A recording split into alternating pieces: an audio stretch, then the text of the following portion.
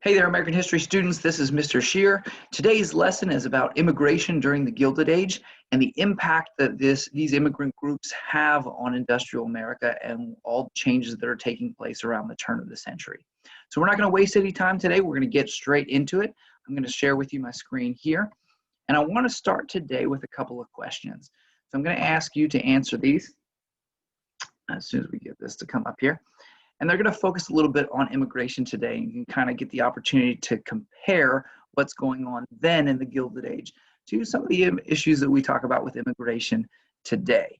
All of these are kind of related. So the first question I'd like for you to answer is, do you think that the U.S. should limit the number of immigrants that come into the country each year? Why or why not? The second question is this. Do you think there should be any restrictions or requirements for immigrants entering the U.S.? And if so, what are those requirements? So take a moment and answer those questions now. In the case of both of these questions, obviously there's a lot of opinions that come into play and people think a lot of different things. But these questions are relevant now, and they were relevant during the Gilded Age when immigrants were coming. These are issues that were still debated at that time. There aren't always easy answers to some of these questions, but they are things that people have had to deal with historically and throughout time. And some of these questions we're going to explore a little bit in our lesson today. So to first understand immigration that's taking place during the Gilded Age, you have to understand that there's a great shift happening in the geography of where immigrants are coming from. For a long time in American history, most immigrants had come from the northern and western parts of Europe, particularly Great Britain and Germany. But right around 1890, there's a shift that begins to happen. And what we would have now considered to be new immigrants begin coming from Southern and Eastern Europe and different countries there, including Italy, Russia, Austria-Hungary. And these places, these immigrants come with different cultural traditions. They come with different customs, different religions. And because of this shift, because they come with new culture, there's going to be some tension there. And there's going to be some changes that have to take place. As we look at this chart kind of tells us and tracks some of this immigration as well. I want to ask you a couple questions here in reading and identifying the chart. Number one, if you're looking at immigrants from Northern and Western Europe, about what year did immigration from Northern and Western Europe peak according to this chart? Okay, now let's look at Southern and Eastern European immigrants. About what year did Southern and Eastern European immigration peak? Okay, and then here's the final question. In the year 1900, were there more immigrants coming from Northern and Western Europe or Southern and Eastern Europe? Okay. Examination of this chart, and it's kind of a little funky there with the two 1900s. I'm not sure what the whole deal with that is, but it's pretty apparent from this chart that Northern and Western European immigration peaked in around the 1880s, whereas then we have a huge wave of Southern and Eastern European immigration that takes place much closer to the turn of the century, around 1900. Things have changed and things are shifting.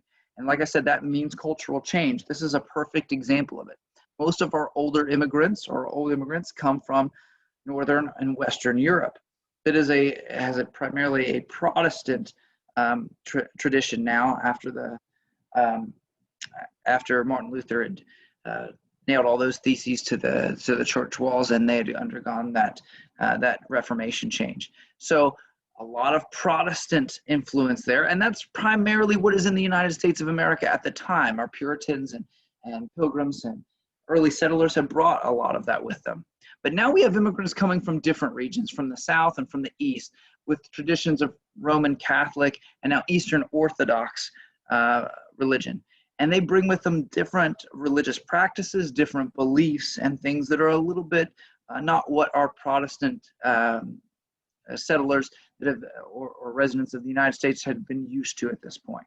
And so, again, anytime there's more culture, or different kind of culture being introduced, there's going to be possibly some tension. There definitely there's going to be some kinds of changes in expectations that are going to take place. And you see that with this new wave of immigration.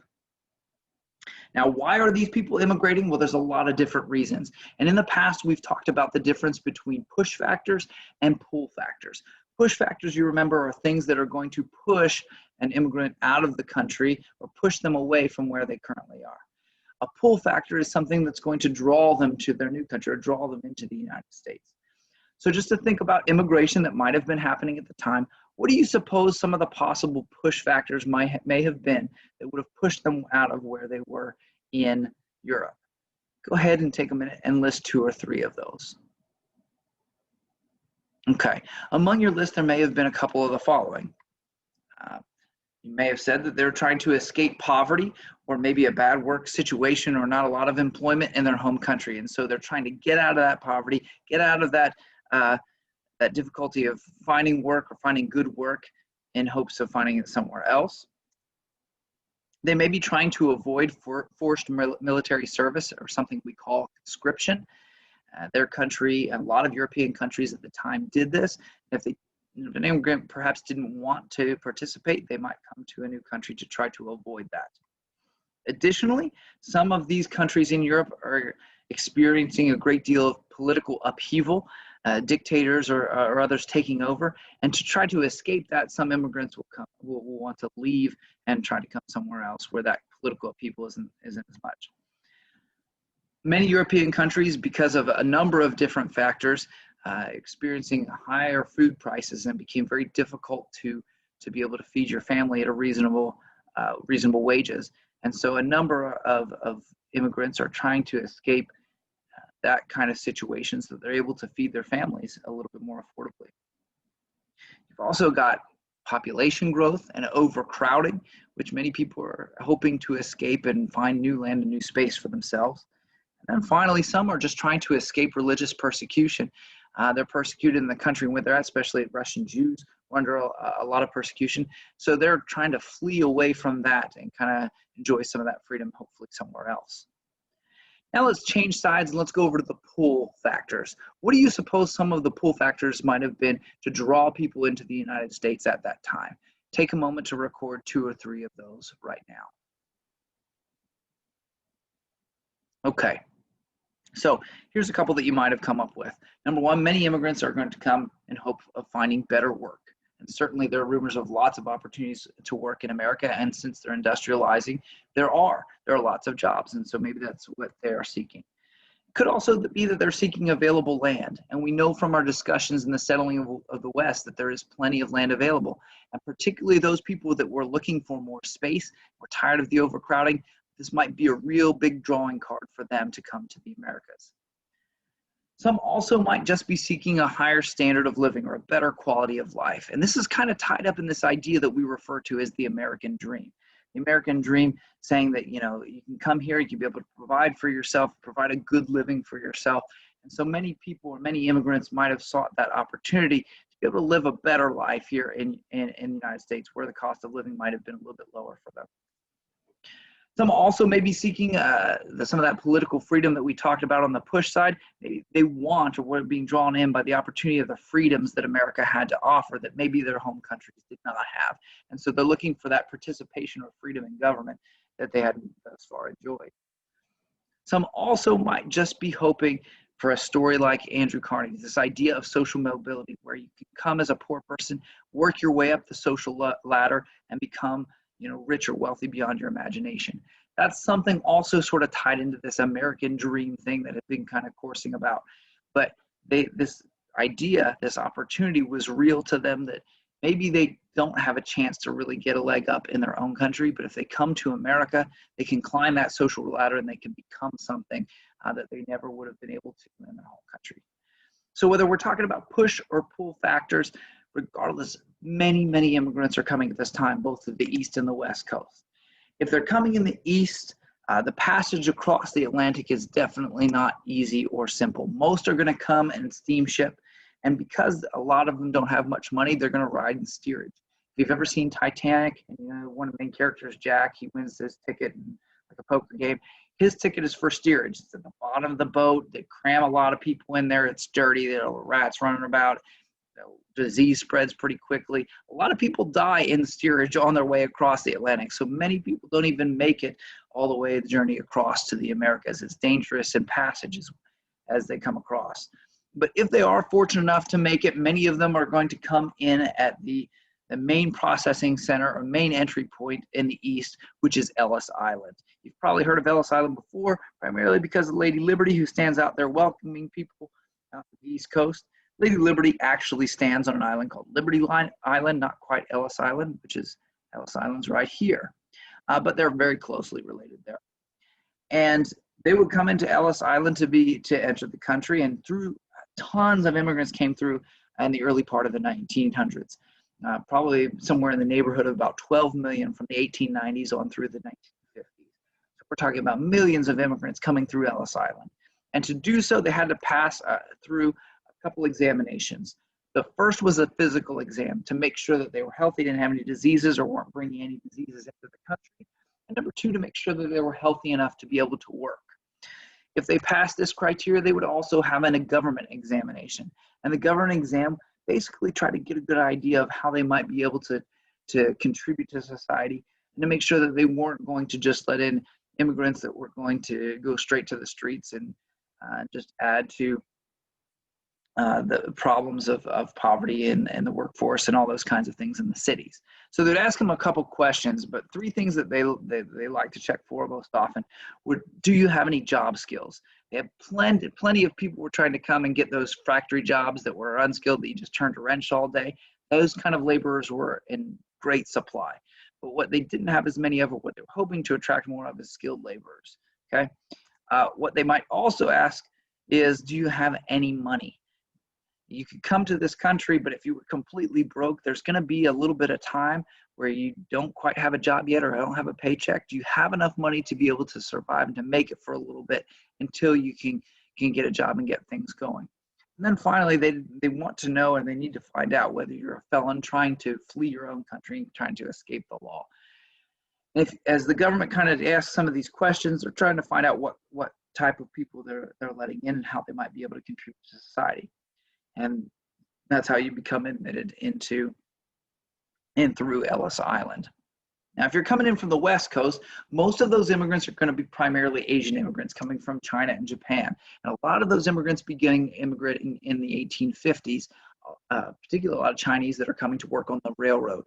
As they start coming in, they're going to enter in on the West Coast station, which is Angel Island. And that's what you see pictured there. The Angel Island station, which is right outside of San Francisco, would do the same kinds of things that happens at Ellis Island. However, the criteria for getting through and passing through immigration in the West was far more stringent than it was in the East.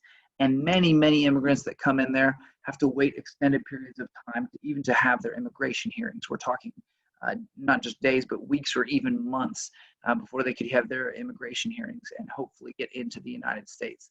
So while the process in the West was very similar, it was much more difficult to come in through the Western United States and the West Coast.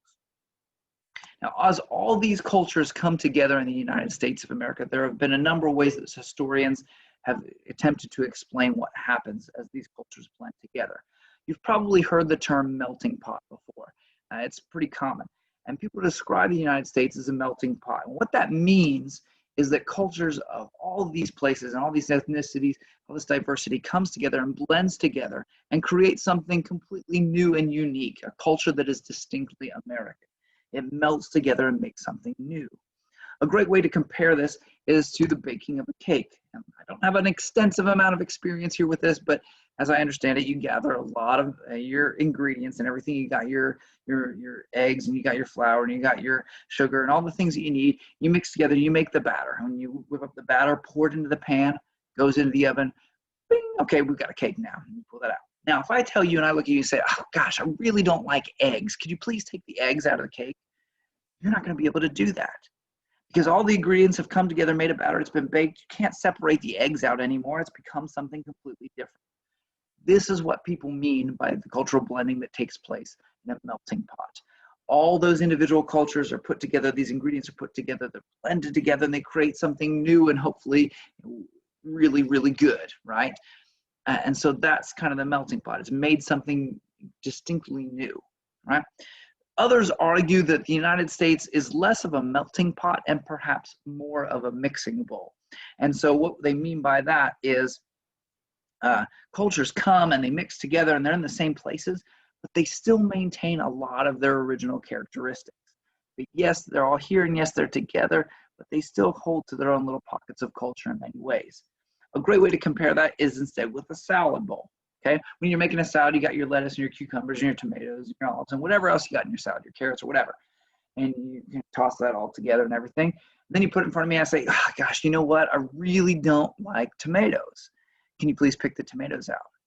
Well, in this case, you can say, sure, I can take the tomatoes out because they're sitting right there. I can just sort of pick them out and you can have a salad without tomatoes. So even though the salad has been all mixed together, people have kind of retained their own original properties, and it's very easy to separate that out. Many people think this is a better reflection of American culture because while all of these different elements come in, rather than blending and creating something completely new, they kind of just sort of stay a little bit in their own pockets of culture and it's sort of mixed together. Both theories have a lot of merit. In some ways, America is definitely a melting pot. In some ways, America is definitely a mixing bowl. So the question that I would pose to you now at this time is, what do you think? Do you think America and the culture that we have here is more like a melting pot of cultures that have come from immigrants and all over the world? Or is it more of kind of a mixing bowl where things sort of come together but sort of stay their own little pockets and stay separate? Is the U.S. more of a melting pot or a mixing bowl? Really, there's no perfect or good answer here because you could argue for both. At the time, I think you might find that more people might be leaning towards the mixing bowl. And here's why. You guys know of these examples in the past, and you've heard of this before. Immigrants tend to settle together where they find other immigrants that are like them. So they settle in pockets of the city, like they have, for example, the Polish side of town, the Italian side of town. Probably even more famous that you know is they'd have places like Chinatown, where they would settle with people that spoke their language, that hold their culture, and they'd still practice their language. And newspapers would be printed in their language. The grocery stores would have ingredients that is traditional to their cooking. And so they would kind of, in a way, they're all here, or they all came to, like, for example, New York City, but yet they're all still kind of saying a little bit separate from each other in kind of that mixing bowl type theory. Nevertheless, you got lots of people from lots of different places coming together, and that naturally brought in some resentment as well. And this idea of nativism emerges. Nativism basically means this is a dislike of immigrants by native-born Americans. Those are people that are born in the United States. Now, we don't mean Native Americans as in Indians, but we mean just people that were actually born here in America. Even still, this whole idea of nativism, a dislike of immigrants by native and born Americans, is still a little ironic, because even if these natural born Americans, even though they themselves aren't immigrants, chances are their parents were or their grandparents were, because it's still a relatively young nation at the time. So everybody kind of sprang from immigrants at one time or another. So this idea of this dislike or prejudice against immigrants is kind of a little bit backward and a little bit funny. But nevertheless, it happens. And here are some of the reasons why they justify that they would feel this way. Some feared that these new groups that brought new religions like Catholicism or Eastern Orthodoxy, that they would come and overrun what was now a mostly Protestant United States. And so that would become a threat to their religion and what they believe. Some people believe that that immigrant Catholics would come in and overrun the U.S. and that the Pope would start controlling the United States. And so they feared what that meant. So there's kind of some religious tension there. Labor unions argued that immigrants hurt U.S. workers because they were willing to work for lower wages. And so U.S. workers who are trying to make more money, they're kind of getting undercut all the time from immigrant workers who are willing to take just about any job and take it at just about any wage. In a similar idea, many immigrants often came and accepted jobs when there were strikes going on. We talked about that phenomenon the other day in our labor issues, but these people, these strike breakers, who they referred to as scabs, would take the jobs when other workers are out striking for better working conditions. And so in that way, many of these groups opposed immigrants coming to the United States and had this overwhelming feeling of nativism. As you can imagine, nativism is really just basically tied up in prejudice and racism, but yet there are all these kind of different justifications that they give for it. This will lead to the United States trying to throttle back a lot of that immigration that's taking place, particularly on the West Coast with our Chinese or Japanese. As early as the 1870s, there was a working man's party of California, which main objective was to get Chinese out of California and stop Chinese immigration. This political party actually gained a couple seats in local public office and tried to work to getting Chinese immigration cut off. Didn't see a lot of success, but what it does mean is there's this groundswell of nativism that's beginning to happen. Probably more importantly, in 1882, the idea catches and is codified into law by something called the Chinese Exclusion Act, and that's what the advertisement you see on the left is there. The Chinese Exclusion Act banned all Chinese immigration for 10 years. And what's more is after it expired, it was renewed again to ban Chinese immigration indefinitely. And that law wasn't repealed until the 1940s.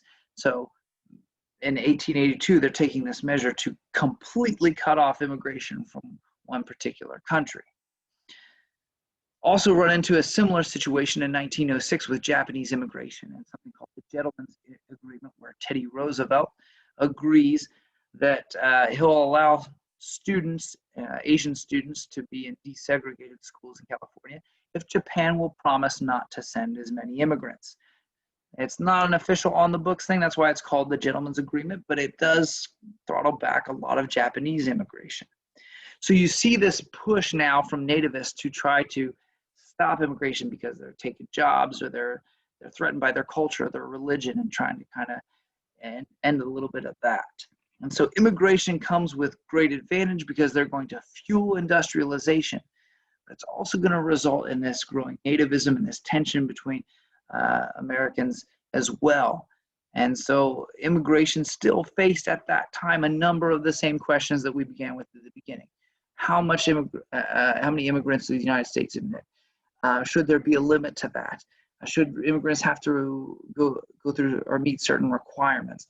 All of these things become important issues then as much as it is now as they enter the workforce here.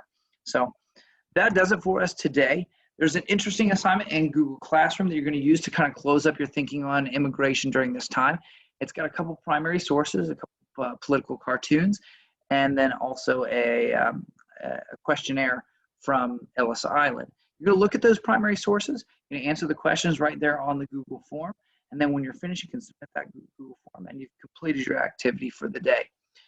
As always is the case, if you have any questions about our lesson on immigration, please don't hesitate to reach out to me so I can answer them for you. Please keep up with your grades and teams. Make sure that if you see any zeros pop up there, you're on it right away and you know what you're missing and you can take care of it. So just keep up with it. That's our lesson for today. Hope you enjoyed it. We'll see you next time.